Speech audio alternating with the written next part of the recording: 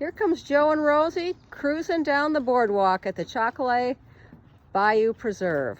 Good morning, everyone. It's good to see you in the bayou again. We're going to look at all this green stuff that's growing up out of the mud. It tends to sort of fill our eyes and look all the same, but we've actually got an amazing variety of plants in here.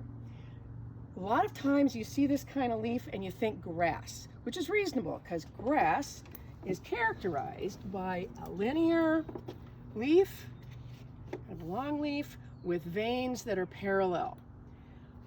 But there's other plants that are like that too. So you know a grass by the fact that it has joints where the leaves come out.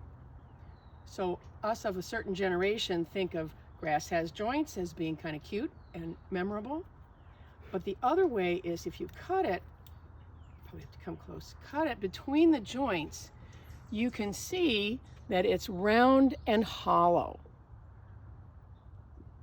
So that's grass, and it's a flowering plant, even though the flowers are very small.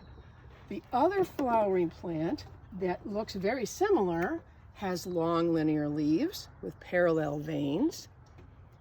Isn't grass, it's a sedge. And sedges have edges.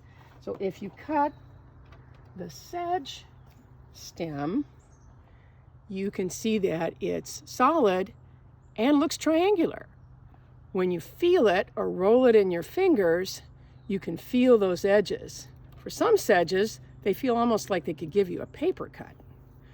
So there's grasses, which are a flowering plant. There's sedges, a whole different family, which is a flowering plant.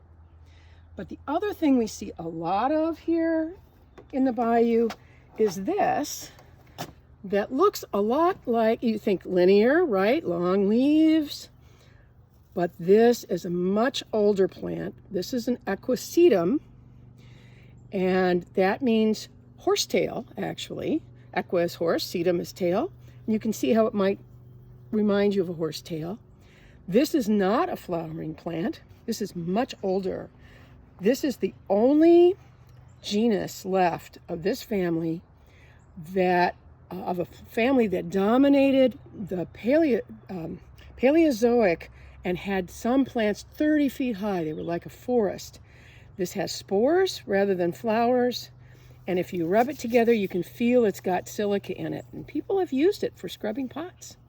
So those are our long-leaved plants that are filling up our bayou, and that's it for today. We'll see you again another day in the bayou.